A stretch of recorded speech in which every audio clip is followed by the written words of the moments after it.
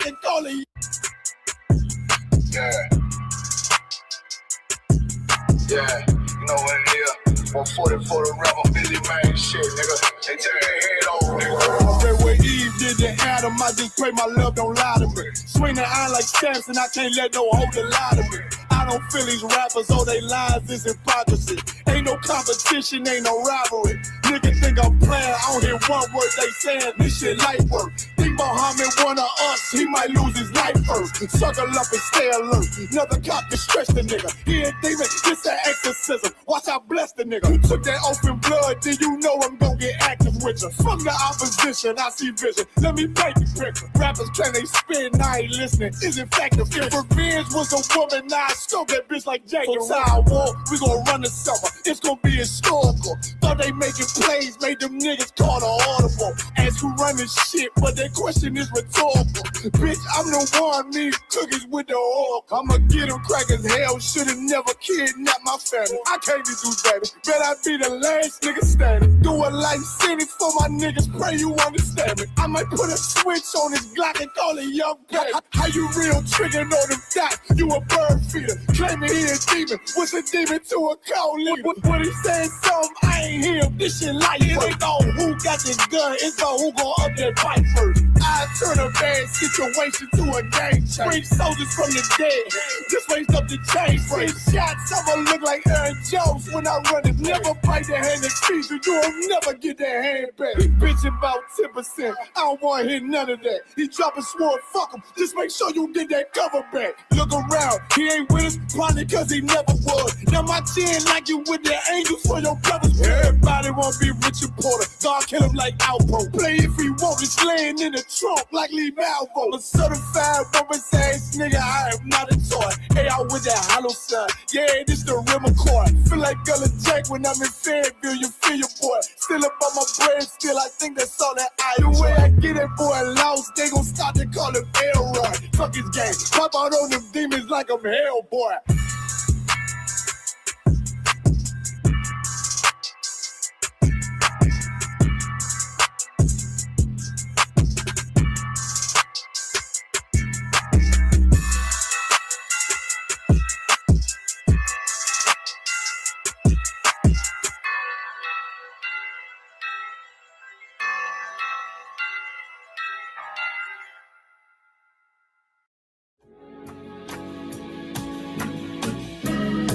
They killed, give me Isaiah 14 and 21. They did the same thing to my people. So you said that they put millions of my houses.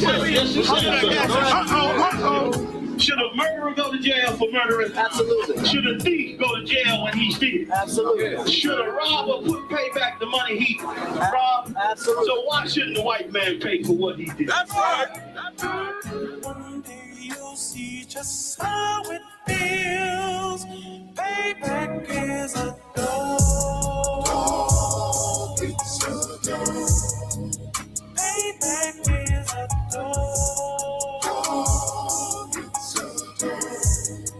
Payback is a dog. It's a dog. Payback is a dog. It's a dog. I'm in a hell of a hole, was never expected to grow. Just obstacles set in the road, that a result of me selling my soul. The story I'm telling is cold, but yet it's what everyone knows. The white man's the devil is known. America was never our home. Only a place of captivity, safe facility, hating, disfigure me. They claim that I'm lazy, be killing me. Maybe this slavery draining my energy. 400 years and counting. The trail of my tears is countless. The fact that I'm here is astounding, but I can't wait till this shit is surrounded. Ready to tangle my king and the angel, be ready to rap. Crack in the sky, nuclear missiles will make it official. I'm capturing every crack and surviving. Put them all in chains where they need to be. Slavery for me. And let the whole world see that with them in the cage and safer in the streets. Put the dog on a leash. Get resolved for the beast. 144, get the brutal show, we could all be at peace. As soon as the trumpets are sound, your kingdom we busting it down. The only way justice is found, the time for your judgment is now. You'll see just how it feels. Payback is a dog. It's a dog. Payback is a dog.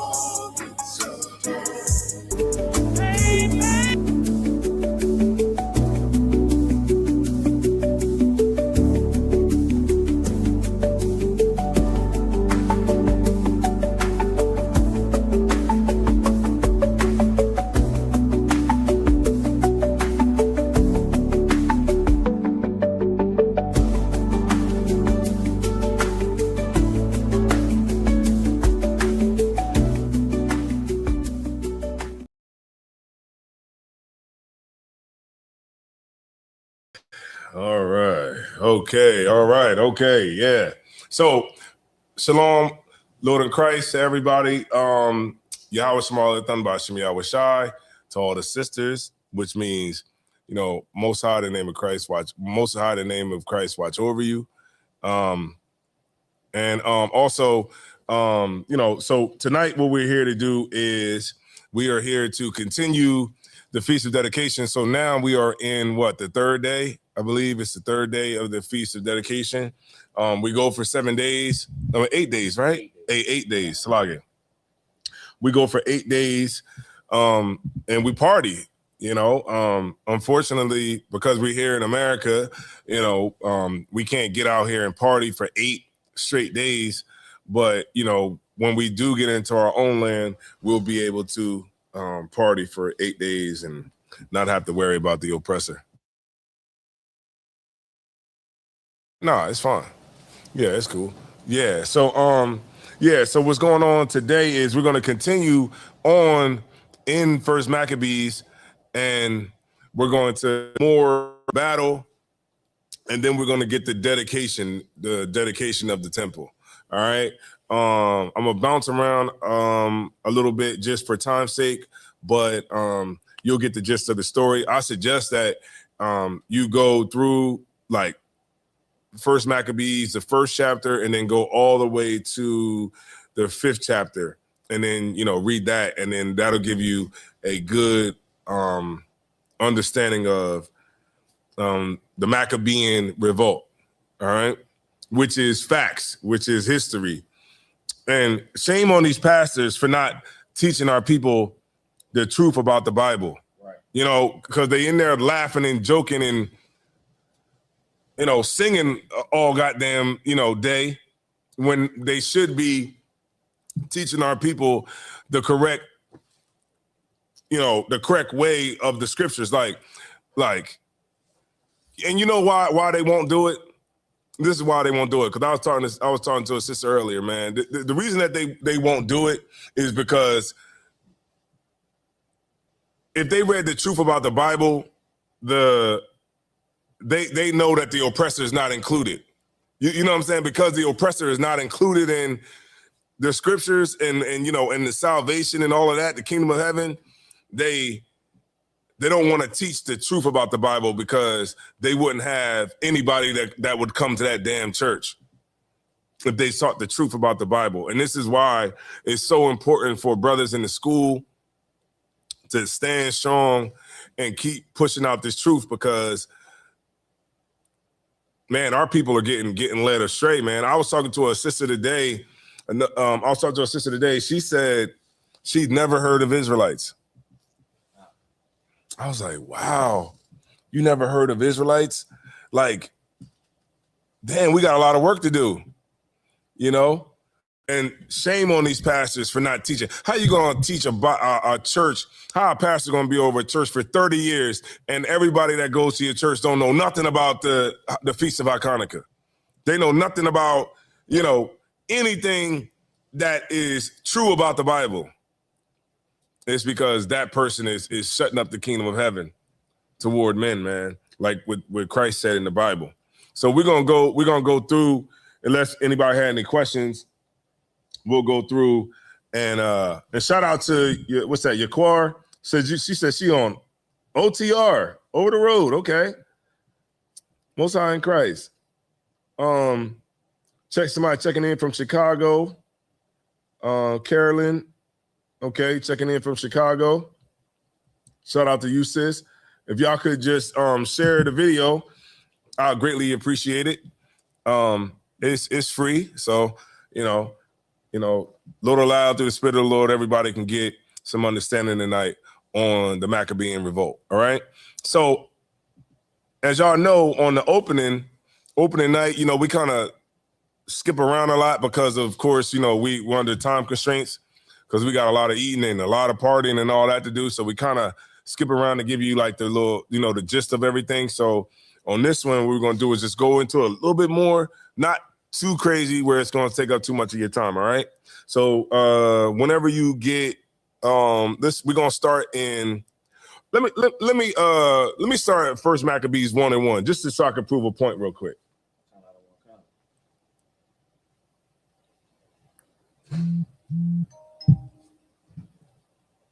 This is the book of First Maccabees, chapter 1, verse 1. Uh-huh. And it happened after that, Alexander, son of Philip, the Macedonian, who came out of the land of Chittim and had smitten Darius, king of the Persians and Medes, that he reigned in his stead the first over Greece. Yeah, now you see this is, and you could jump in anytime you want, Kahal. If you wanna grab that mic too and put that mic, close up to you.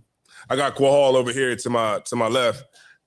You can grab that mic and you know what I mean. If you want to say something, you go ahead and chime right in as you feel. All right, because I want to really go into this. Like, this is actual history. This is history, and it goes right with the Bible. It goes right with the Bible. Like I was talking to the sister earlier. Like, she was like, "Well, what did we just say to people who would say, like the critics who would say, oh, well, this ain't real or whatever." This is real because it goes right with the scriptures. We're talking about Alexander the Great. Did Alexander the Great exist? Yes. Is that commonly known amongst everybody who has any understanding of history? Yes. So this is something that's 2,000 years old. The Bible is way older than any of these history books that we're reading, and it literally has Alexander the Great in the scriptures. Right? Keep reading. And made many wars, and won many strongholds, and slew the kings of the earth. Right. And went through to the ends of the earth, and took spoils of many nations, insomuch that the earth was quiet before him. That's America today, right? But we're reading about it in the time of the Greek Empire, right? What we're reading about was how the oppressor came into power. This is why don't they never teach this? Like, is it just like, it's just something that doesn't? This is history. It said that is breaking down when Alexander the Great came into power, how he unified the Edomites and how he went to war with the other dark nations, which was the first one was with the Persian and Mede, the Medo-Persian Empire, which was a coalition. Persia was bad, badass back in the day. And then for them to have a coalition, because remember they took out the Assyrian empire, and now they're the strongest, baddest thing out there. And then the Greeks come through with Alexander the Great, and they wipe everybody out. All right, this is history. Keep going. And went through the ends of the earth and took spoils of many nations. Don't that sound like the oppressor? Go ahead. I'm sorry, Slugger. And so much that the earth was quiet before him, whereupon he was exalted and his heart was lifted up. Right. So there you go. That's America today. That's America today. America is the earth is quiet before America. This is why America has the Statue of Liberty, because it's like a trophy.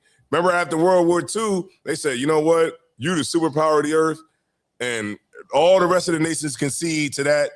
Even to this day, America is the #1 superpower on the earth.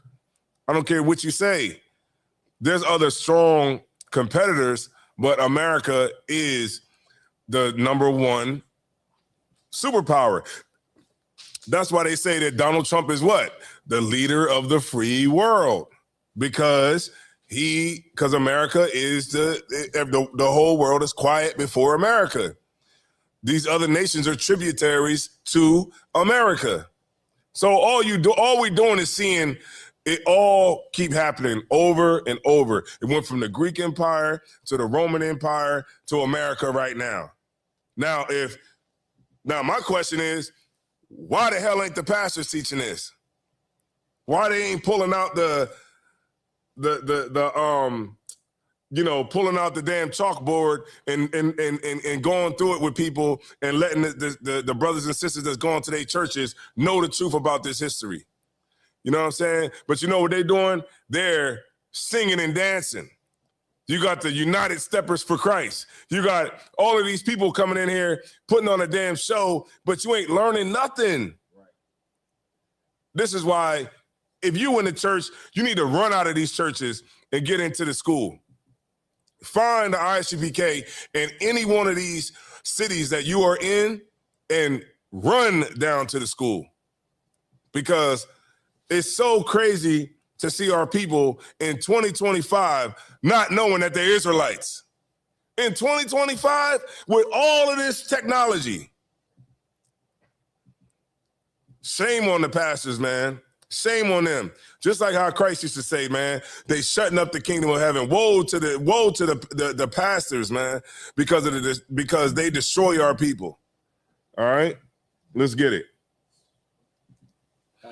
Okay, so I think we good there. So let's skip up to the battle, right?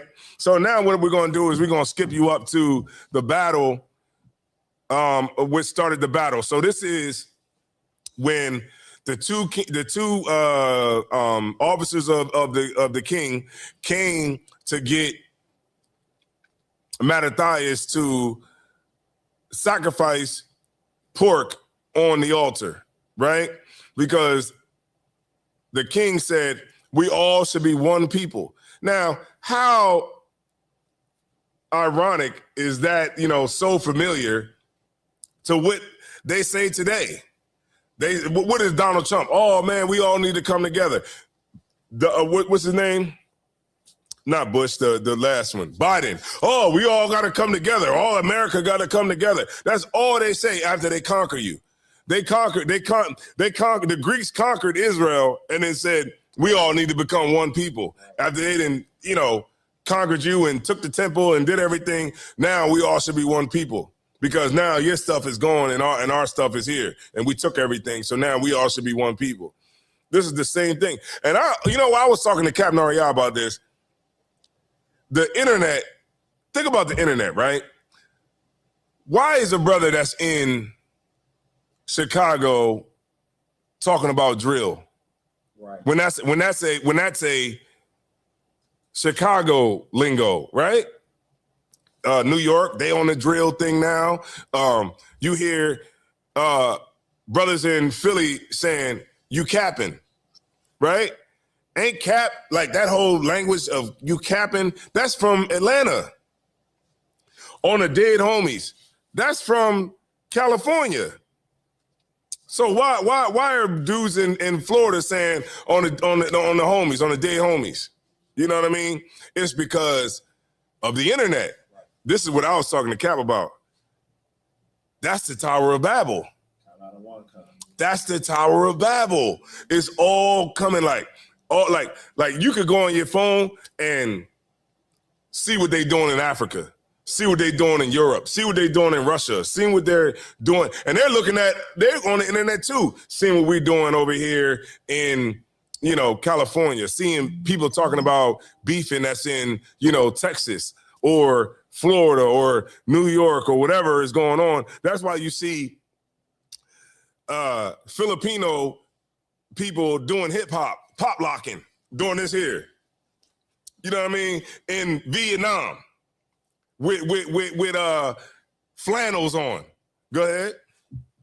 So what you're saying is heavy. It's like the New World Order and the control that the governing bodies, these state sponsor agencies have with the internet, is they're able to show you and control you, or not. I don't want to say control and sound like a conspiracy theorist, but they're able to do social engineering and do exactly what you're saying through the internet. Like when I look at different things on social media, I'll see like a Japanese man, dressing like Tupac and dancing around with a golden Benz, dancing around like a fool, imitating black people, all because the internet really has unified us like the Tower of Babel. Yes. But it's for one goal. It's for Right. the oppressor to control, and get to the minds and be able to touch everybody. There you go. It's like we all speaking one language. Right. They trying to get us all to speak one language. That's why a brother in Philly will say, "You capping."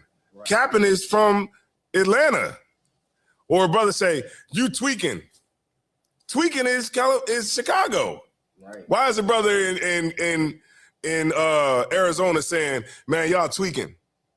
Absolutely. See what I'm saying? It's because they're making everything one language. Go ahead. And Khan, sir, if I could, just to further bring home the point, they even control our speech by negative impacts to the channels that are on. So anybody that speaks on social media, if they don't want their video flagged, we all have to speak the same. Like, we can't say the R word when it comes to assault. We have to say unalive when it comes to the K word, because they're not only trying to control the image on here, they're actually controlling our words now, to where everybody is talking the same online. You hear people there you go across the internet. That's a heavy, man. Look, see, you drop something heavy. I want to come right back up and drop something heavy too. It's you're absolutely right when you say like they're controlling like what you say. So like if you're not saying, like, this is what you should say: I don't have no problem with homosexuality. See, I don't care though. I don't care about love. It's all love, right? I can't say nothing about who loves who. That's all what they want you to say is one language. It's one idea. It's one people. It's exactly why Christ came down. I mean, why the Most High came down and confounded the nations, because the Lord didn't want that. Why? Because when the Tower of Babel was around, they wanted to be one language. They wanted to be one people. They wanted to be all one. And the Lord knew that if everybody was all one thing, the sins would pile up to heaven. It would be nothing that would be restricted. So now you got the LGBT, you got kids having gender affirming care. You got kids being confused about whether they're a man or a boy or a girl. You know what I mean? You know that one sister, what's her name? What's that one sister name? I'm gonna get back to it, y'all. What's that one sister name? She speaks out. She kind of speaks out for Trump sometimes. She speaks out for him. Yeah, her name is something. What's her name? Y'all write it in the chat if y'all know who I'm talking about. Damn. What is her name? Stanton. Hold on, Stanton. Her name is Stanton. Damn. I know y'all got look, if y'all got it in the chat, let me know. Her name is something Stanton. She's a sister who I'll find it. Hold on. If anybody got it online? So far, no. All right, nobody got it. No sweat. I got it. Y'all just hold on 1 second. I got it. I gotta bring this out because let me see. Angela Stanton. Okay. Her name is Angela Stanton. And Angela Stanton, y'all could Google it. But Angela Stanton, she got pardoned by Trump, right? Because she had she had these charges or whatever. She got pardoned by Trump, and then now she's out kind of speaking up for Trump and stuff like that because she was a black chick who, yeah, Angela Stanton. So she got pardoned by Trump or whatever. So she kind of speaks out for Trump and all that kind of stuff. But the sister's dope. You know what I mean? The sister's dope. She basically, she's like against like the whole transgender thing, the whole, that whole thing.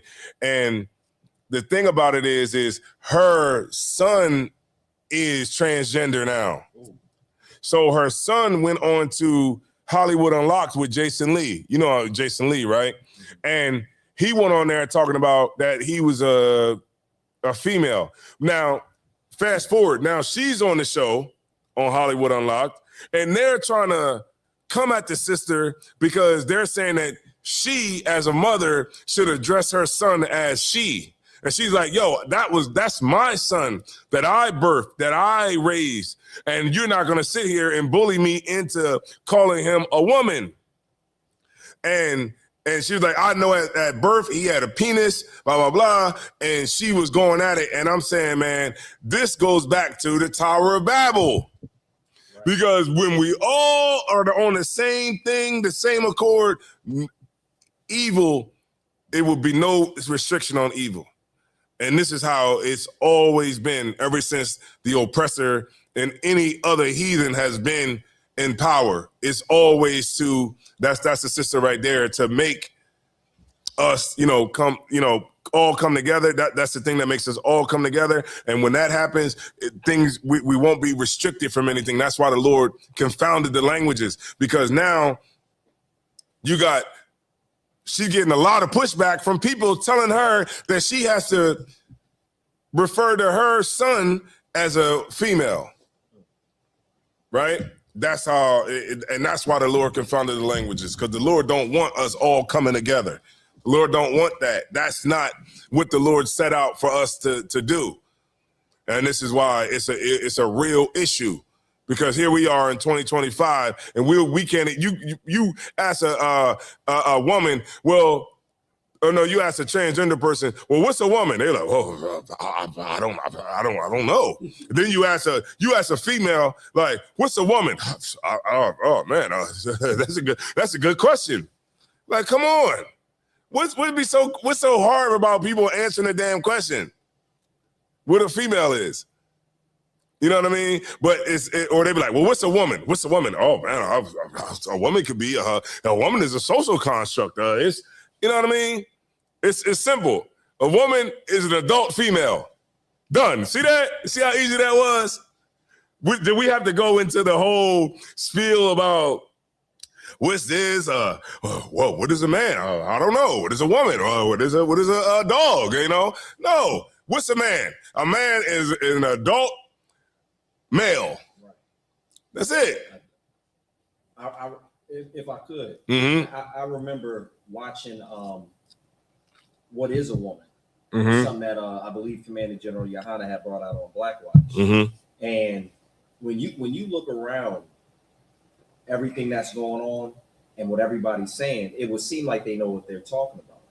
But on this particular segment that the guy had, and I can't remember his name, it was some oppressor that was going around, and he was sitting down with different doctors, different psychologists, and they were just affirming whatever the kids were saying, meaning whatever the kids felt like they would affirm it. Mm-hmm. But none of them could give a concrete definition of what a woman was. Mm-hmm. It feels like they would just give like a whole bunch of gibberish. Mm-hmm. And at the end, the definition was what you were saying. It was an adult human female. Like mm-hmm. That's what a woman is, plain and simple. Yeah, I can tell what a woman is. I don't need no help with that. I can tell. Once I see what's up under there, I can tell what a female is. I have no issue. That's why I say I'm glad I was born in the 80s, man, because I am not confused about any of this.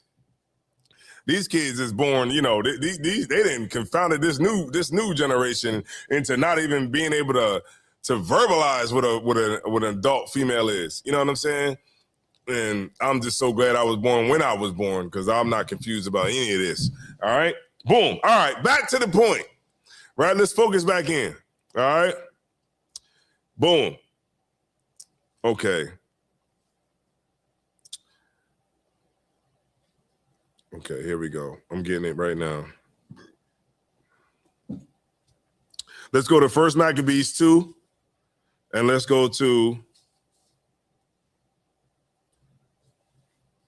verse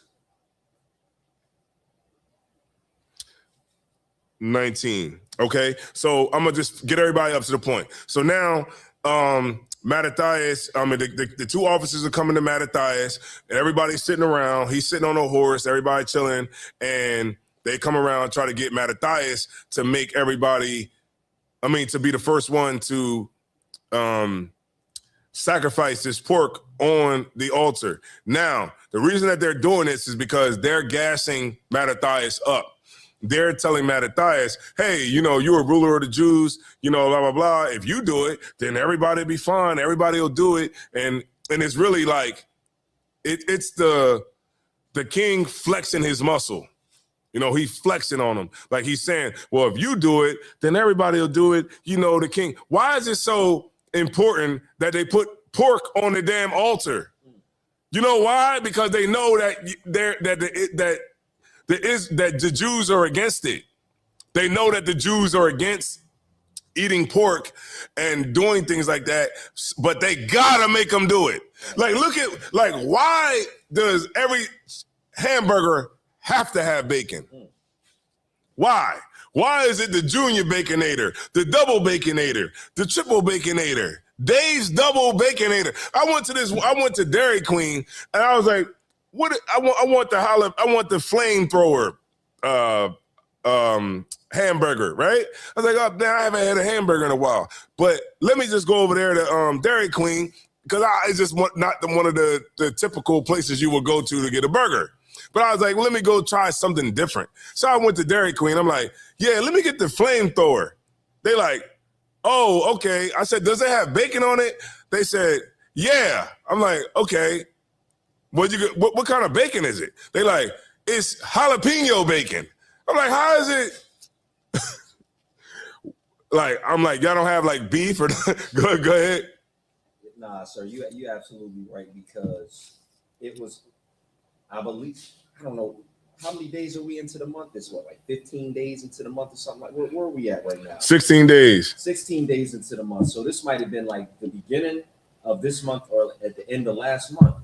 But my niece always goes and gets this pizza from this new pizza spot around the corner. It's like, I don't know how to describe it, but it's not your typical pizza place. It's like, I think it's called Veronica's or something like that.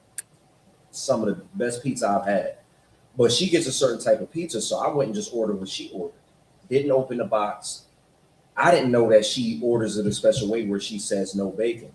I get home, the thing got bacon on it. I had to throw the entire pizza away. And it was a $23 pizza. Because the pizza comes with a regular toppings, not regular toppings, but your regular cheese pizza, but then it has eggs and bacon. I just thought it comes with an egg on top. It's an odd combination for the egg on top, but it tastes delicious. And I had to throw the entire hot pizza into the trash. That's how it go. I've had those times too where I had to just throw everything away. I was like, damn.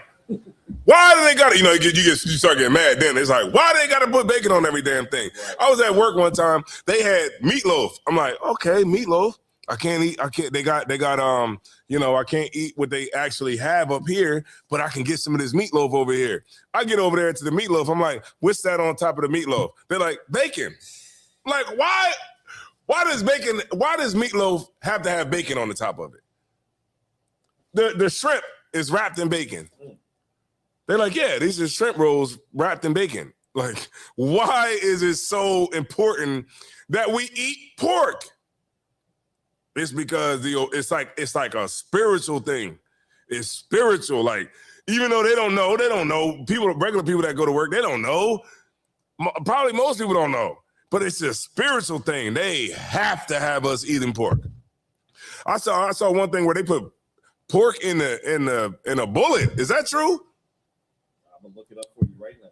I said, damn, they want you to die in abomination. Damn. Yeah, if you could check that out real quick. But I said, damn, like, it's a spiritual thing with this pork.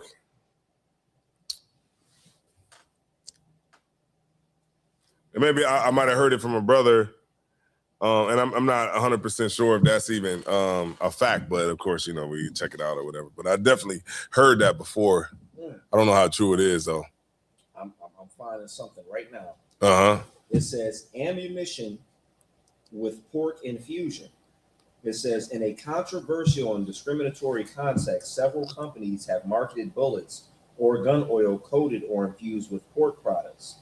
This was done as intended psychological deterrent against Muslim extremists based on a belief that being defiled by pork would prevent a Muslim from attaining salvation or paradise. Damn. They want you to go. Hold on, read it one more time. Salaki, hold on. We got a brother at the door. Salaki, he gonna go and hit the door real quick, y'all. Yeah. Okay, I got it. It's number 2, sir. All right, so ammunition with pork infusion. In a controversial and discriminatory context, several companies have marketed bullets or gun oil coated or infused with pork products. This was done as an intended psychological deterrent against Muslim extremists based on the belief that being defiled by pork would prevent a Muslim from attaining salvation or paradise. There you go, man. That's it. That's why I say it's spiritual, Carl. It's spiritual, like nobody's business. It's this damn pork. All right. So now you get the understanding of why Mattathias was like so against it and why they were there, because it's so god darn spiritual. All right. Boom. Now we here. I'm just getting everybody up to speed. Now we're here. They're here to make Mattathias do it, trying to gas him up, trying to get people to just try to get him to do it first so everybody else would follow. He said, no, we're going to stand with the law. And who do we have? Somebody walk over there to do it while he's trying to stand on business. All right? And let's see what happened. You said verse 19, Right. right? I'm going to get you. I'm going to have to skip you up to, let's see. That's one. Blah, blah, blah. Okay, verse 23, 2 and 23. Go ahead. You wanted to say something? Kind of one kind. Mm-hmm. I believe they can hear me from your mic too. So in case Locker Rob wanted to tune in, I was going to place the mic down there. Yeah, go ahead. That's fine.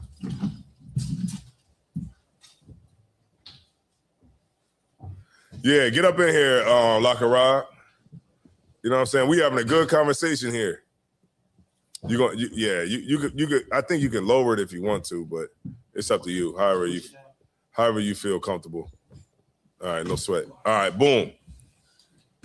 2. Okay, we in 1 Maccabees 2 and 23. Now, remember, y'all heard the narration. Now we at the point where Mattathias said, we ain't doing that, blah, blah, blah. We standing on business. And every time black people stand on business, we about to read what happened. Go ahead.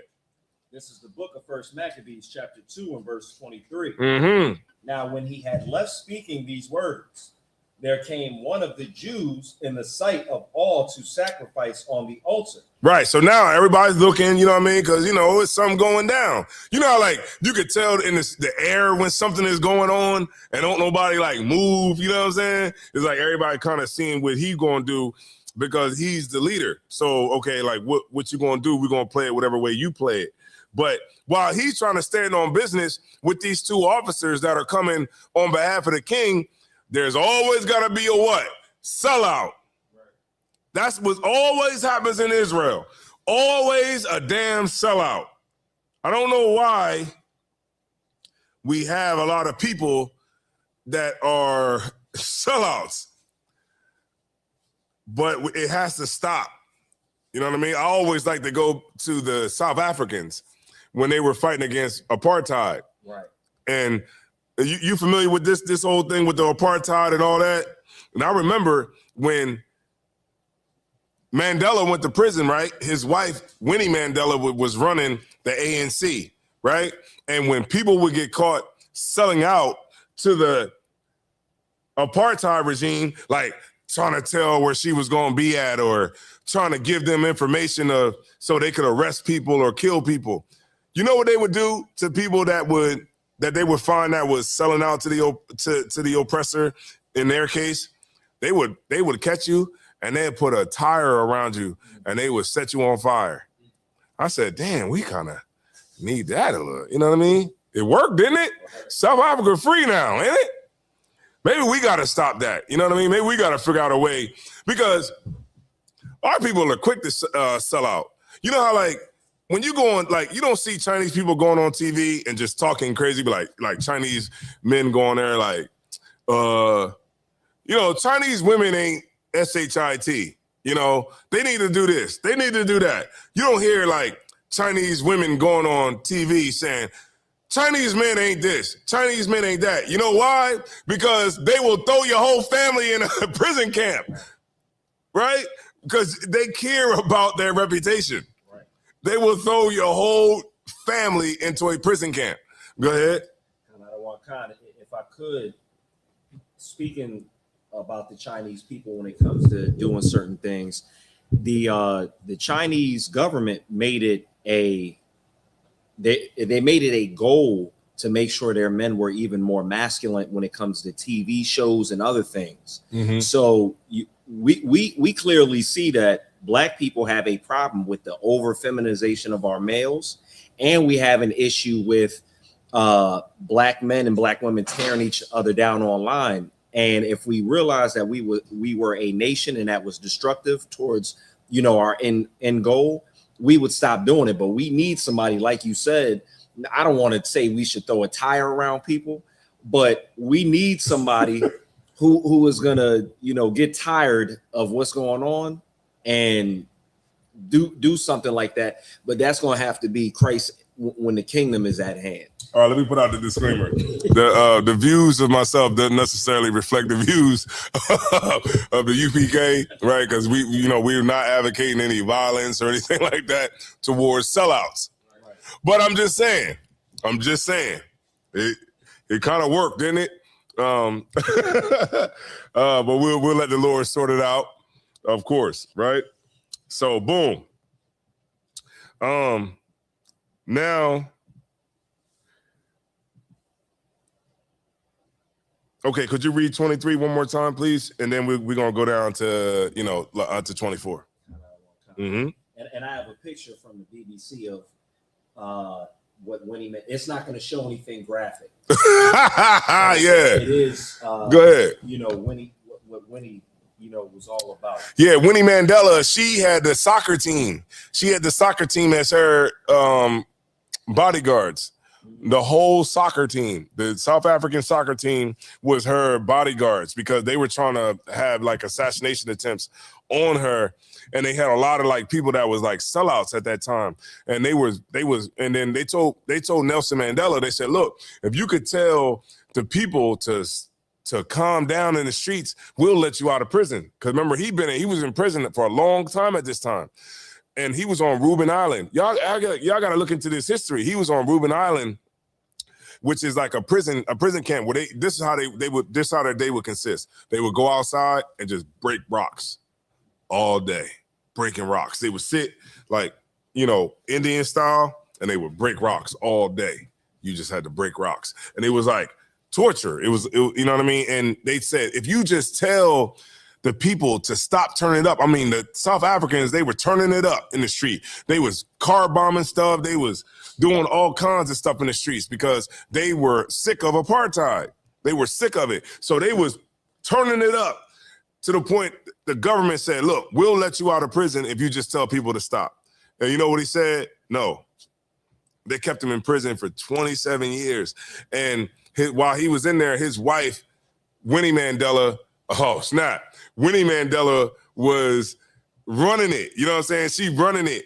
And boom, when she had people, she had the soccer team as her bodyguards. So it was like, I don't know how many people on the soccer team, maybe 30, but she had 30 people. Just imagine 30 people as your bodyguard. And they're walking around with the uniform.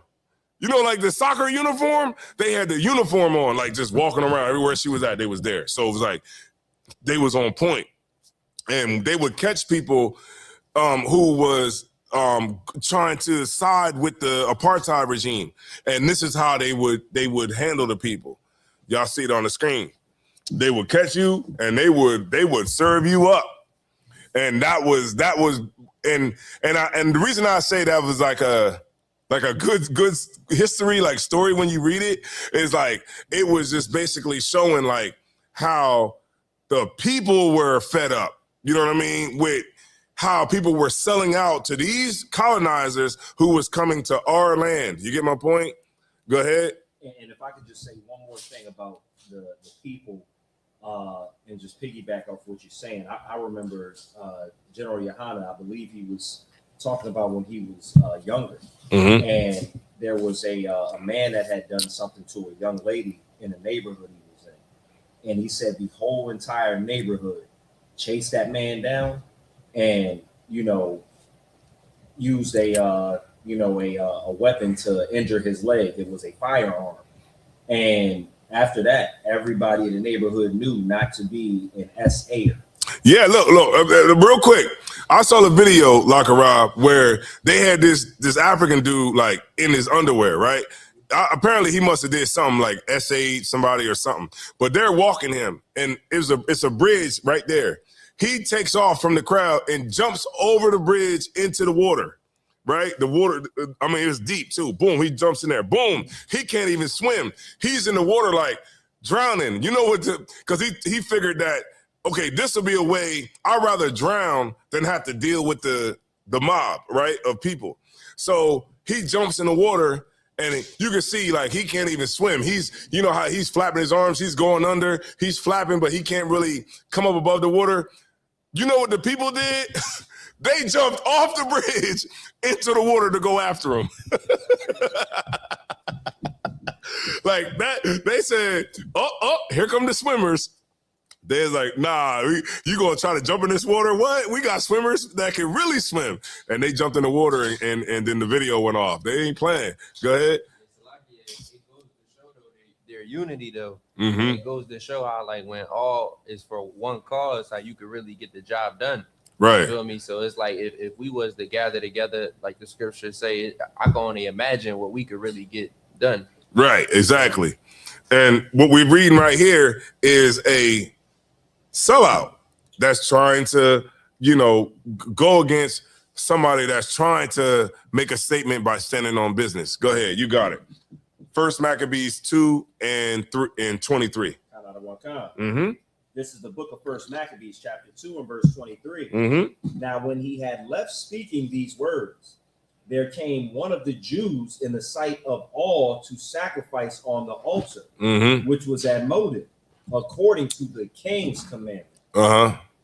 Which thing, when Mattathias saw, he was inflamed with zeal, Yeah. and his reins trembled. Right. So he like this is trembling because he grabbing it, and he's so upset about what he's witnessing right here, because he's trying to stand on business, and then somebody is trying to go and undermine what he's trying to stand on.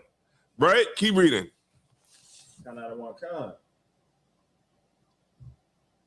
And his reins trembled. Mm-hmm. Neither could he forbear to show his anger according to judgment. Uh-huh. Wherefore he ran and slew him upon the altar. Yeah, just went and killed him. That's it. That's what you got to do with some of these people, because some of these people are just going to sell out all the way to the end. So we're reading about a time when Mattathias said, you know what, you got to go. Because if you're allowed to be here, then more people are going to be infected with your cancer. And so he went and he did what? Read it one more time. Wherefore he ran and slew him upon the altar. That's right. Killed him right there in front of everybody. And keep reading what happened. Verse 26, or Salakia, verse 25. Also the king's commissioner, who compelled men to sacrifice. He killed him too. Uh-huh. He killed at that time, and the altar he pulled down. Right. Uh-huh. Thus dealt he zealously for the law of God. Killed both of them. He caught two bodies that fast. All right. He got two, how they said, two hats. Go ahead. Thus dealt he zealously for the law of God, like Phinehas did unto Zambri. Yeah, Phinehas is Aaron's grandson. That's Phinehas, right? That's Aaron's grandson. Hold on, let me make sure. Let me see 1 second. I think it's Phinehas. Phinehas is, okay, my bad. Son of Eleazar, a zealous priest who stopped a plague by killing an Israelite and a Midianite woman in Numbers 25, earning a covenant of peace and priesthood. Right. Yeah, the son of Eleazar. Yeah, which was one of the Levitical priests. Go ahead. So what we're reading right now is we're reading when men stood with the Lord, how they overcame. All right, let's go ahead and read a couple of verses down if you don't mind. The book of First Maccabees, chapter 2 and verse 27. And Mattathias cried throughout the city with a loud voice, saying, whosoever is zealous of the law and maintaineth the covenant, let him follow me. So he and his sons fled into the mountains and left all that ever they had in the city. Then many that sought after justice and judgment went down into the wilderness to dwell there. Right, because okay, what you're reading right now is what we're reading is guerrilla warfare. This is how it started. You know, he left everything he had. Just imagine leaving that TV that you're trying to get back to tonight. Imagine leaving that bed that you're trying to get back to tonight. All of us want to go home. That game, yeah, don't forget about the game. You know what I mean? Leaving all of that to go fight for a cause. That's what happened here, right? And the brothers that was zealous with him went and left everything too. All right, keep reading. We're gonna get to one specific part. I think where the part that I was talking about wanted to get to is 32. Come out of one kind. You want me to keep reading down? Yeah, you can keep reading down. Come out of one kind. For the sake of the story. Then many that sought after justice and judgment went down into the wilderness to dwell there, both they and their children, and their wives and their cattle, because afflictions increased sore upon them. Right. Go ahead. If I could, and I don't know, I'm trying to remember if you can get me straight. When they were when you weren't allowed to profess yourself as a Jew, that was happening before, and that is what led up to this. Yeah. Okay. What happens to people? Like, you know, when you looked at like the slave, when you look at like them old slave movies, what happened when slaves ran away and maybe got away? How bad was it for the people that was still there? Bad. Yeah, it got bad, right? So this is what's going on here. Like it's the, you know, things that's happening bad. This is over a span of time. You know what I mean? Like they ran down in the wilderness. There's people that's still there that gotta deal with the repercussions of the actions that he took. Right. Keep reading. Now, when it was told the king's servants and the host that was at Jerusalem in the city of David, that certain men who had broken the king's commandment were gone down into the secret places in the wilderness, they pursued after them a great number, and having overtaken them, they camped against them and made war against them on the Sabbath day. What happened on the Sabbath day? Keep reading. And they said unto them, let that which ye have done hitherto suffice. Come forth and do according to the commandment of the king, and ye shall live. Skip down to verse 34. But they said, we will not come forth, neither will we do the king's commandment to profane the Sabbath day.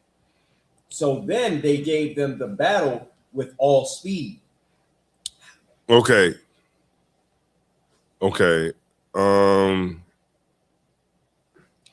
Skip down to verse 36. The book of First Maccabees. Oh, that is not. Actually, that's the next verse. You want me to Salakia, sir? Just go to verse 37. Well, 36 and 37. Salakia. Book of First Maccabees, chapter 2, and verse 36. Howbeit they answered them not, neither cast they a stone at them, nor stopped the places where they lay hid, but said, let us die all in our innocency. Our innocency. Why? Heaven and earth will testify for us that ye put us to death wrongfully. Right, because it's the Sabbath day. So they're going to just stand there and get killed because it's the Sabbath day. And you're not supposed to do nothing on the Sabbath day. Ain't that literally what these fake Israelites do? Because it's the Sabbath day, I'm going to lay like this and let the oppressor just come kill me because I don't want to do nothing on the Sabbath day. Ain't this why people died? Literally, they died because they said, I don't want to do nothing on the Sabbath day, and we want to be innocent in the sight of the Lord, so we're all going to sit here and die. remember we was talking about it earlier before class, because they don't understand the spirit behind it. Right. They don't understand. Remember when Christ was saying, when David was hungered, he ate the showbread on the Sabbath day? Because what a lot of people don't understand, these fake Israelites don't understand, is that you got to understand the spirit behind the laws that we have. Like, and that's what Christ came to teach us, the spirit. Like, a person say, nope, you can't go 75 miles an hour on the highway. Why? The spirit behind it is you might kill somebody, right? Like, they don't understand the spirit behind the law, right? Now, if it's a Sabbath day and somebody's breaking in your damn house, what, you gonna lay on the bed with your rib and be like, it's the Sabbath day, so I'm not gonna protect anything because I wanna die being innocent by not doing nothing on the Sabbath day? What are you gonna do? You gonna let somebody come in there and rape your rib, you know, while you just laying there because you're like, oh, I can't do nothing, it's the Sabbath day? Or are you gonna get up and you gonna fight? That's what the whole spirit behind the law is. We're gonna read it right now. Go ahead. I'm sorry. Go ahead. If I could, can I? Do you want me to read that first, or go where you want to go? Go where you want to go. This is the book of Luke, chapter 14, and verse 3. Mm-hmm. And Yahushua answering spake unto the lawyers and Pharisees, saying, is it lawful to heal on the Sabbath day? Uh-huh. And they held their peace. And he took him and healed him and let him go, and answered them, saying, which of you shall have an ass or an ox fallen into a pit, and will not straightway pull him out on the Sabbath day? Is right there. He's saying, what, you gonna let the ox stay in the damn ditch? Because, you know, because what the Pharisees was doing at this time was they was trying to use the law to hurt people. And that's what a lot of these fake Israelites do. They try to use the law to hurt you. That's what because they don't understand the spirit behind the law. So they want to hurt you with the law. And this is why Christ is saying, what are you, if your ox fall in the ditch, what you gonna say? Let it stay there until tomorrow? Because it's the Sabbath day and you can't do no work on the Sabbath day. Because they don't understand what the Sabbath is even about. The Sabbath day is for employers. If you're employing if you're an employer, on that day, you got to kindle your own damn fire. On that day, you got to get up and work for your damn self.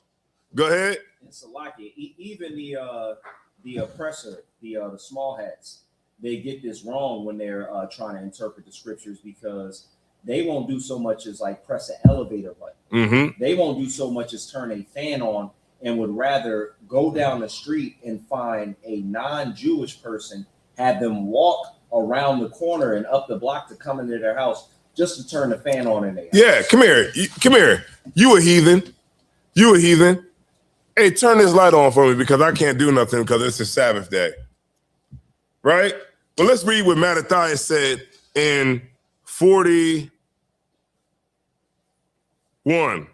Hold on. 38. Let's go to 48, though 38.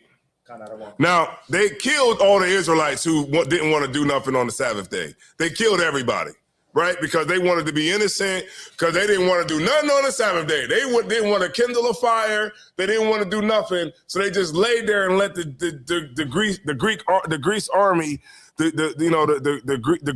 Grecian army just come and kill them all, right? Keep reading.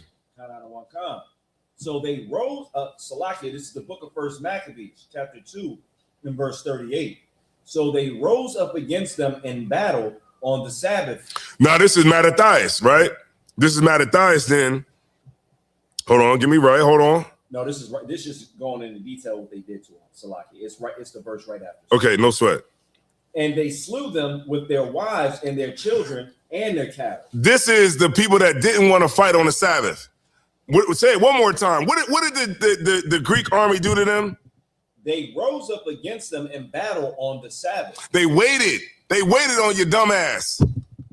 Ain't that what the oppressor would do? If you just I can't do nothing on the Sabbath, if you're a smart person, when will I attack you? On the Sabbath. Right. I'm not going to attack you on Monday or Tuesday or Wednesday. I'm going to attack your ass on Saturday because I know that you ain't going to do nothing. You're going to sit in this room and lay down, and we're going to come through and we're going to ravish the whole place. Right? Does that make sense to you? Do you think God in heaven would want us to be that stupid? Does it make sense to people? Chime in if that makes sense to you. You think the God of Israel will want you to be that stupid to let the oppressor just have a free kill? That doesn't make sense, right? So it would mean that our understanding on the Sabbath is wrong because we're about to read what Mattathias said. Go ahead, keep reading. And let them know where you at. This is the rest of verse 38 in 1 Maccabees chapter 2. And they slew them with their wives and children. Damn, you get killed with your wives and your kids on the Sabbath day? Go ahead, keep reading. And their cattle to the number of 1,000 people. Mm-hmm. Verse 39. Now, when Mattathias and his friends understood hereof, mm-hmm. they mourned for them right sore. Mm-hmm. And one of them said to another, if we all do as our brethren have done, and fight not for our lives and laws against the heathen, mm-hmm. they will now quickly root us out of the earth. Mm-hmm. At that time, Salakia, at that time, therefore they decreed, saying, whosoever shall come to make battle with us on the Sabbath day, we will fight against We will what? Fight. We will what? Fight. We will fight. Don't look, because they fought, what are we celebrating today? The Feast of Dedication. Because we're not celebrating the feast of dying on the Sabbath. We're celebrating the Feast of Dedication. Why? Because they fought and they got free and we rededicated the temple. Right? Go ahead. Salaki, Come on. You don't want to know what this reminds me of? This reminds me of, and this is kind of like, it's the same, but it's different, but it's the way the minds of the people are misunderstanding what they should be doing. Remember when Will Smith smacked the taste out of Chris Rock's mouth? Right. He said the reason why he didn't pretty much fight back because he was in front of white people. Mm-hmm. Like black coons get it in their minds, like kind of twisted like this, but they get it in their minds that if they're in front of the oppressor, which they hold to so much esteem, that they won't even protect themselves when they're being assaulted. Mm-hmm.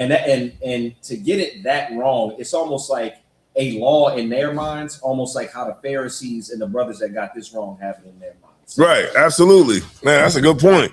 But that's what I'm saying. Like, we're not here because they laid down and died on the Sabbath day. We're here because we're celebrating the Israelites that decided that this is not going to be our fate.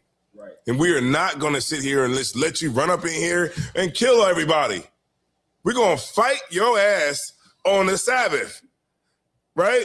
And what does this kill? This kills all that, the notion of, man, see, we got to stay here and look at the ceiling. And we can't make a sandwich. We can't do anything because we're celebrating the Sabbath day. We're doing the Sabbath. We're keeping it holy. Man, the Lord never told us to be no punks. Right. Go ahead. You got it. It's like the Passover, that's a Sabbath too, right? Yeah, the Sabbath. Yeah. So like, even when they say like we supposed to be like eating in a haste so we can be ready, you feel me? I'm just wondering for the brothers and sisters who think that we not supposed to be doing anything, you feel me? Or just thinking that we not supposed to be ready to fight or go. What are they going to do in that time? That's a good. You know what I mean? Damn, that's a good Go ahead, man. The hell with that. That's a good point right there because you're right. Eating in a haste, like you eating why? Because you got to be ready. If you eating and you just lollygagging, then anything can happen. Like that's what Christ always tried to teach is the spirit behind the Sabbath. Like when he said that the Son of Man is the Lord also of the Sabbath, who's the Son of Man? You. People be like, oh, the Son of Man, it got to be Christ. He's the leader. You're the Son of Man. Who are you born? Who are you the son of? A man. And you're the Lord of the Sabbath. So why would you lay down and let the oppressor just kill you because it's Saturday? Right. That's what Christ is trying to teach us, the spirit of the law. Y'all better get out of these fake Israelite groups and come into the truth. Right. So that you can learn the truth about this Bible. Right. And, you know, and with the men that laid this down for us, you know what I'm saying, taught. This is why you got to come into the school. That's why it's imperative that you make the right decision, because you're making the right decision not just for your body, but for your soul. And this is why we in here teaching every Tuesday. If you in Delaware, you need to get down with ISUPK Delaware. Get in these classes, 51A, Blue Hen Drive, Newark, Delaware. Get in here. And if you down in Smyrna, you know what I mean? You can get down with them brothers down there at, what was that? What's that? 202 North DuPont. 202 North DuPont. Yeah, get down there with those brothers, man. 202 North DuPont, Smyrna, Delaware. And we're gonna get you right. All right? All right, no sweat. So where was you at? Let's focus everybody back in real quick. We're in 1 Maccabees chapter 2 and verse 41.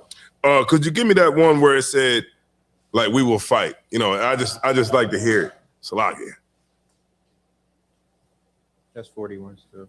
First is verse 41? Yeah, that's 41. Oh, Salakia. This is the book of 1 Maccabees chapter 2 and verse 41. At that time, therefore, they decreed, saying, whosoever shall come to make battle with us on the Sabbath day, we will fight against him. Mm-hmm. Neither will we die all, as our brethren that were murdered in the secret places. Mm-hmm. Ain't that like, it's like the fake Israelite groups. That's like it's a time for war, and we like, damn, we mourning the brother. We mourning that camp. The sons of whatever the hell, whatever camp they was, the niggas, the deliverance of Jesus on the side of the road camp. Right. That we're gonna mourn those brothers. Like, damn, those brothers just died on the Sabbath like that without even fighting. Go ahead. It's kind of like remind me of like when Captain Cesario was just talking with God Logic, and how they was talking about how like the other Israelite groups was getting crushed. But it's like, that's not to say that we not going to go up and still defend the faith, or we not going to go up and still do what we need to do. Right, exactly. So that's kind of what that reminded me of. Right. So y'all see y'all see what's getting painted right here. Y'all see the beautiful, you know, scenario what's going on right here. It's like it's really telling you right here, the Sabbath day, all of that stuff that these fake Israelites talk about the Sabbath day, all this doctrine that the fake little hats got is all fake and false. All right, I guess that's both, right? Fake and false is the same, right? Oh, it's too much in the way? All right, no sweat. See, he be producing the show good. He be producing the class good.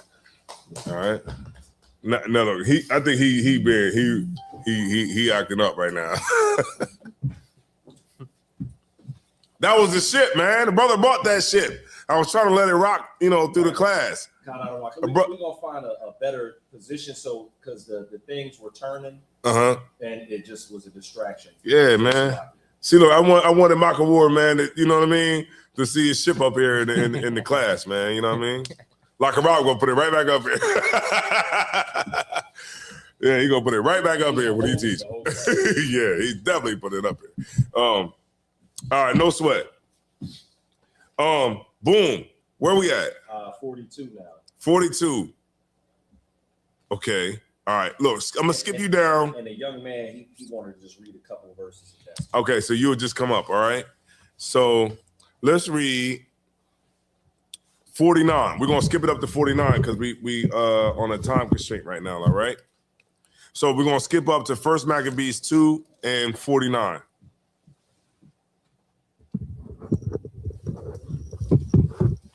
First Maccabees, chapter 2, verse 49. Now when the time drew near that Mattathias should die, he said unto his sons, now hath pride and rebuke gotten strength in the time of destruction and the wrath of indignation. Verse 50. Now therefore, my sons, be ye zealous for the law, and give your lives for the covenant of your fathers. Keep going. Verse 51. Call out to remembrance what acts our fathers did in their time, so shall ye receive great honor and everlasting name. Most High in Christ. Hey, stay right there. I'm gonna gotta read some more. All right. Most High in Christ. So this is when Mattathias died, right? So now let me read up. Let me see. Hold on, Salakia. Okay, that's I'm gonna skip y'all. I said I was gonna skip everybody around a little bit. Okay.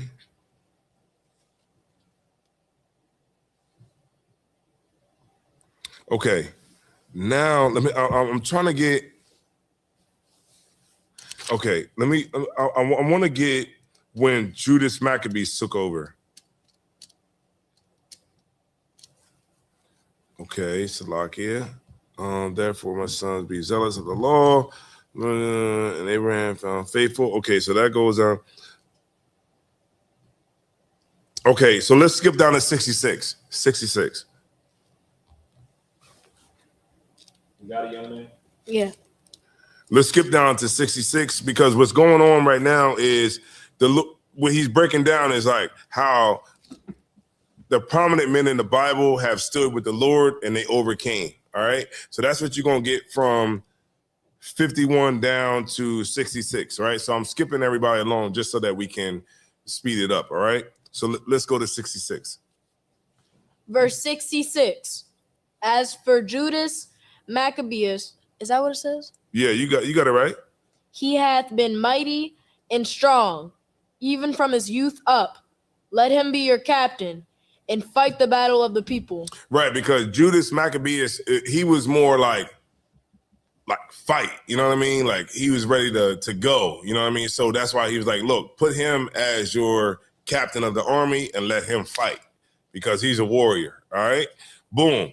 So let's go down to, let me see.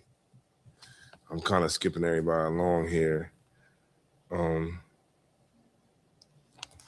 Salakia. Okay, let's skip down to 3 and 48. First Maccabees 3 and 48. All right, so like I said in the beginning of the class, you want to make sure that y'all are reading 1 through chapter 1 through 5, and then you'll get a good understanding on the war and everything that's going on here. All right, I'm just skipping it up for time's sake because we don't have enough time. All right, so it'll be verse 3 and 48. Verse 48. And laid open the book of the law, wherein the heathen had sought to paint like the likeness of their images. Read it one more time. And laid open the book of the law, wherein the heathen had sought to paint the likeness of their images. Ain't that what they always do? That's why you got white Christ.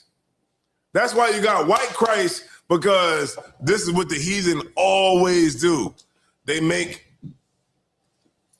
Jesus Christ look like a white boy. Right. They make the angels look like white babies, because I read it right here. They laid open the book of the law, wherein the heathen had sought to paint the likeness of their images. This is why you got white Christ in the church. This is why the Jehovah's Witnesses have a white Jesus on the pamphlets. This is why in the Roman Catholic Church, you have white babies as the angels. I'm throwing him off because I'm yelling. Ain't I? I'm throwing him off. He like, what the hell am I reading? All right. This is why. Keep reading. Let's go to verse 49. Verse 49. They brought also the priest's garments and the first fruits and the tithes, and the Nazarites they stirred up, who had accomplished their days. Right, like the Nazarites were like people who took an oath, like to not drink, to let their hair grow, all of that. They even stirred them up. They're like, damn, I'm not drinking, I'm not doing this and that, and I'm trying to take the vow of a Nazarite, but they stirring them up. Like, this is what's going on in this particular time. Go ahead. Verse 50. Then cried they with a loud voice toward heaven, saying, what shall we do with these, and whither shall we carry them away? Mm-hmm. Verse 51. For thy sanctuary is trodden down and profaned, and thy priests are in heaviness and brought low. Keep reading. Verse 52. And lo, the heathen are assembled together against us to destroy us. What things they imagine against us, thou knowest. Damn, man, you smart, man. You reading this like, man, he reading it. Hey, Salaga, the water you, man. Let me get this brother a hand. Damn, you read like an adult. Damn, they always read because that's like reading is my favorite subject. You know what I mean? Keep reading, my brother. Keep reading. All right. Go ahead. We're a little different. My favorite subject was recess when I was in school. Your favorite recess? Your favorite subject is recess. Man, reading was my thing, man. Keep reading because so many people they don't know like what you know right now. Like you reading on a great level, being a young man and being able to read like the scriptures like that, like you're reading flawlessly. Good work, Kohal, Officer Kohal. Good work. Boom. Okay. Okay. Let's get it. Okay, let's skip it up a little bit. Okay, we're gonna skip it up a little bit. We're gonna skip it down to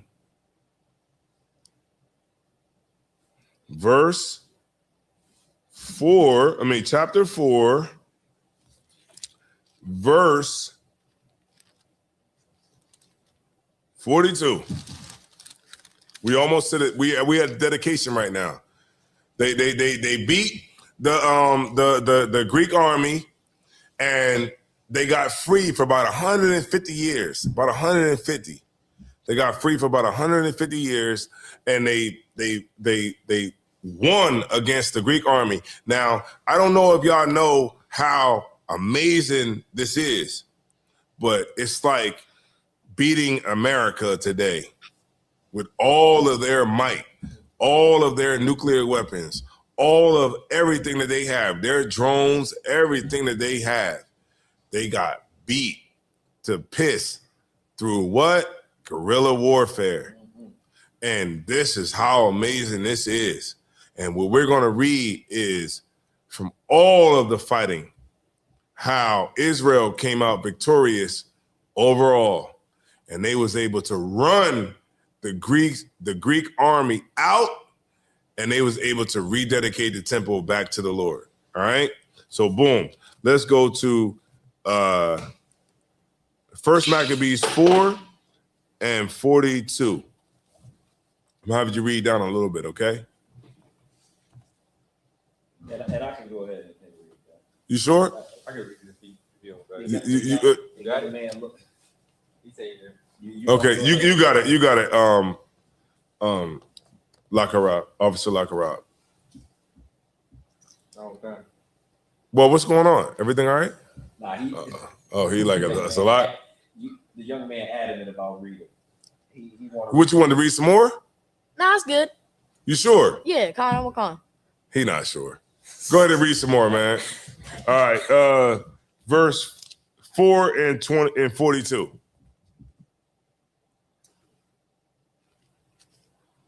First Maccabees chapter 4, verse 42.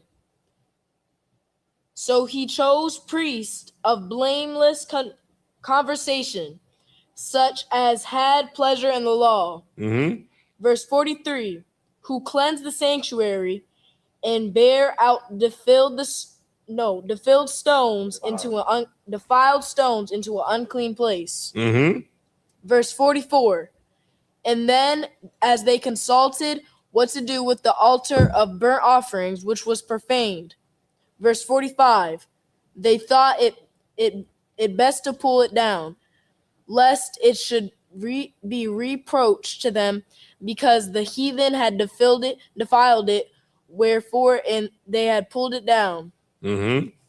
Verse 46, and laid up the stones in the mountain of the temple in a convenient place, until there should become a prophet to shew what should be done with them. Right. So they're rebuilding the temple right now. This is what you're reading.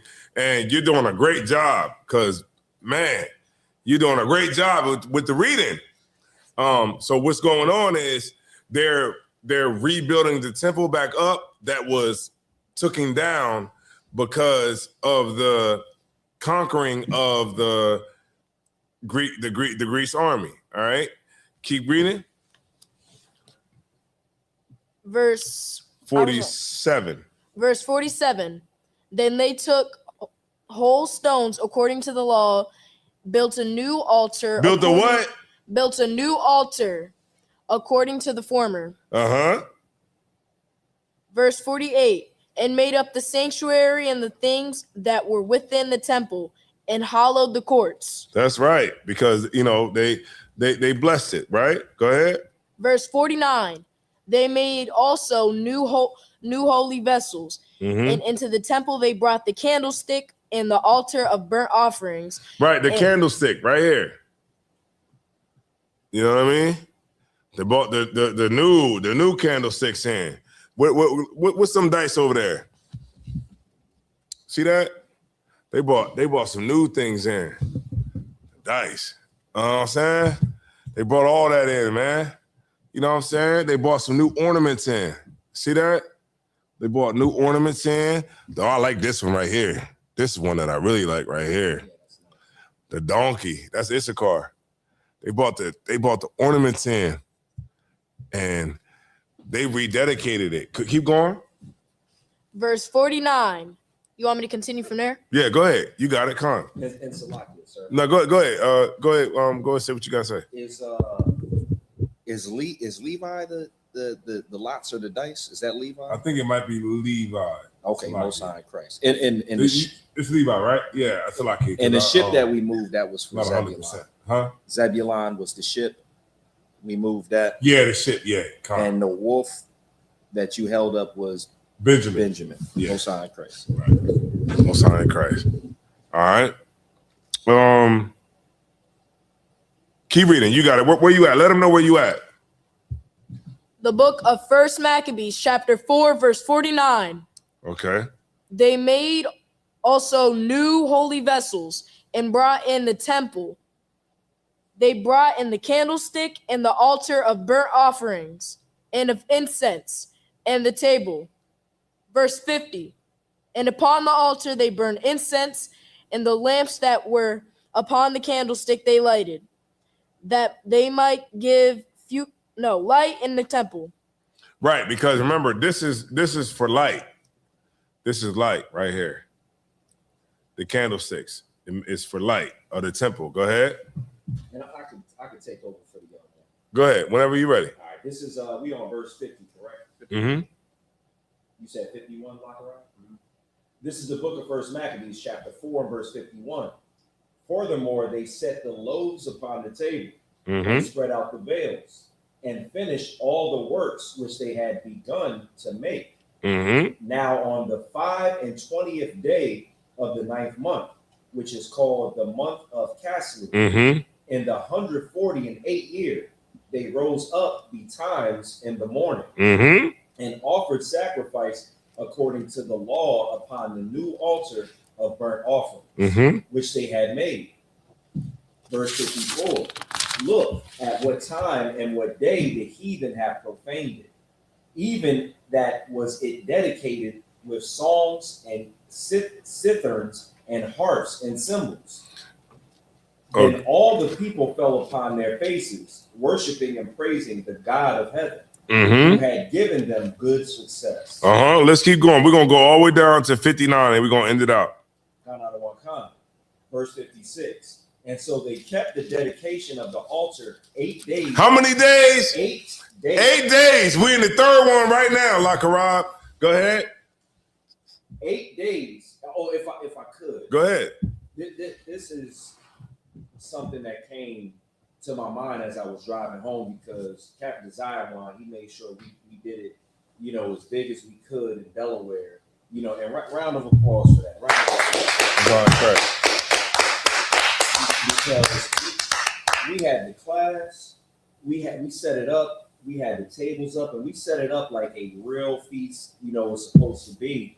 And, you know, you could do class how you want, you know, in your zones, you know, and what have you, but we did it, you know, in a way to where we partied afterwards. And as I was driving home, it gave me that spirit of the right way to serve the Most High, because when you're young, people, they look forward to Christmas, and it's a feeling that you get when you're young. But I remember, you know, after we had partied and stuff, you know, I took time off from work. I had that feeling, but I had that righteous feeling of, you know, this is good. I get to be off with the family, and I'm serving the Lord all at the same time, and I'm not erecting some, you know, blaspheming Christmas tree in my house. I'm actually doing it right. So it felt really, you know, great to do it for the Most High the right way. Most High in Christ. Most High in Christ. Water to you. Most High in Christ. You made it, help make it a success. Oh, count out of one time. You know what I mean? All right, what was we at? Verse 56. Verse 56. This is the book of First Maccabees, chapter 4, and verse 56. And so they kept the dedication of the altar 8 days, and offered burnt offerings with gladness, and sacrificed the sacrifice of the deliverance and praise. They decked also the forefront of the temple with crowns of gold and with shields, Most High in Christ. And the gates and the chambers they renewed, and hanged doors upon them. Thus was there very great gladness among the people, for that the reproach of the heathen was put away. Moreover, Judas and his brethren with the whole congregation of Israel ordained that the days of the dedication of the altar should be kept in their seasons from year to year. How many years? Year to year.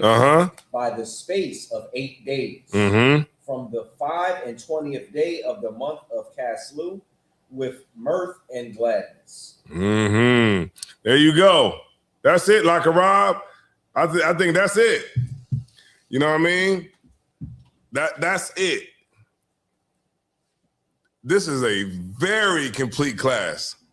What I would say, this is it's very complete. Like I don't have anything else I want to say. This is complete. Like this is a complete class. And I can imagine, I don't know what Lakarab is going to bring out, but whatever Lakarab bring out, I'm waiting.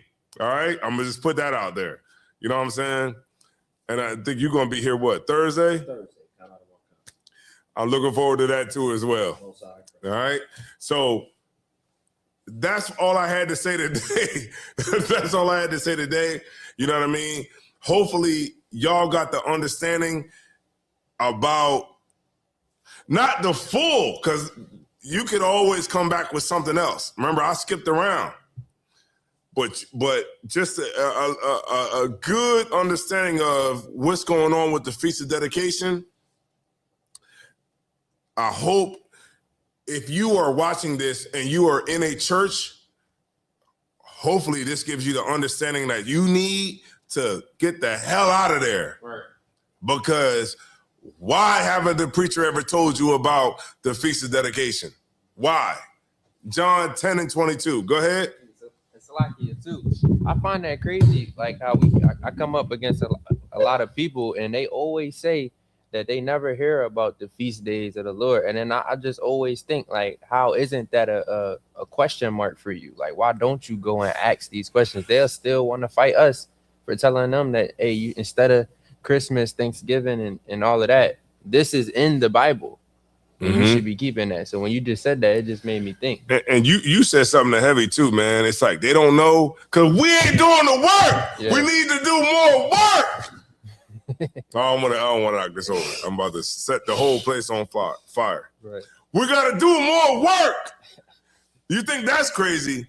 I had a sister tell me today she didn't even know anything about Israelites. She was like, Israelites? I was like, what? Yeah, that's crazy. And you in Delaware? Oh, man. We got work to do here. Right. We're not doing enough. We got to work. And because our brothers and sisters don't know what an Israelite is, thanks to the church. And we got a battle to do. And we will do it because that hurt my soul when she said that. At least you would think like, okay, you've heard of Black Hebrew Israelites. I even said it like that. You ever heard of Black Hebrew Israelites? She was like, no. What? We got videos that got 2 million views. But I guess she wasn't one of the 2 million. We got videos with how many? 3 million views. She wasn't one of the 3 million. God, that's why it makes more.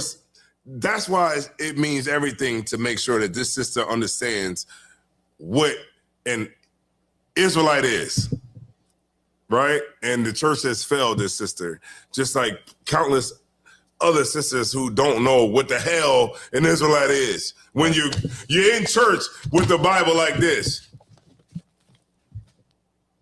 You're in church with a Bible and you don't know what the hell is going on. Why? Because the United Steppers for Christ is doing a goddamn show. And you can't get no understanding. Because you got moms in there like doing that all day. And you don't know what the hell is going on. Is it a show? What am I supposed to get out of this?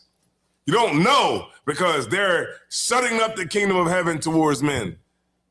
And that's what Christ was always against.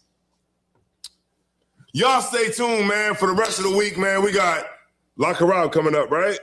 Lakarab coming up, Officer Lakarab coming up, and we got Officer Kohol coming up.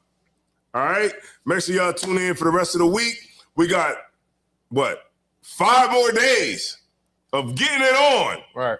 And we're going to be here for the closing, and we're going to get it on the closing. That's right. All right? And so with that being said, if we ain't got no more questions in the chat, right? If we ain't got no more questions there, we got anything? No? We're going to turn the class over to Priest and Officer Lakarab.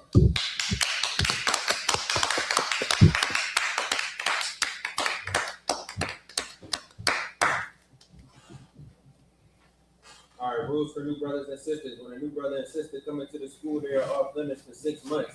They are to be saluted only. They are here to learn and shed themselves from the world. If they need transportation, a teacher will arrange it. After 6 months, if a brother or sister has an interest in a particular person, they are to seek counsel from the head. Tithes, which is a commandment. Numbers 18:21. Malachi 3:8-10. Ma'aisha means 10th in Hebrew.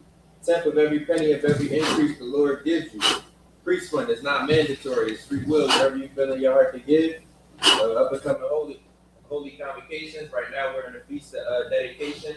That's gonna last for a few more days. After that, we got the Feast of Purim, and that'll be held here at 51 Blue Hen Road as well. Drive as well. And if you're an Israelite, come make it out, keep the commandments, have a good time with us. And with that being said, if anybody want to be a trooper in the school, start wearing all black pants, headbands, boots, and scarf. With that being said, men of Israel, Mydra, stand. We're gonna give a courtesy salute. Men of Israel, Mydra Shabbat, Mydra, Barak. Yahweh Shema, Salaki. Yahweh Hashem, Yahweh Shabbat Katham. Yahweh Matah, which means name is hands down.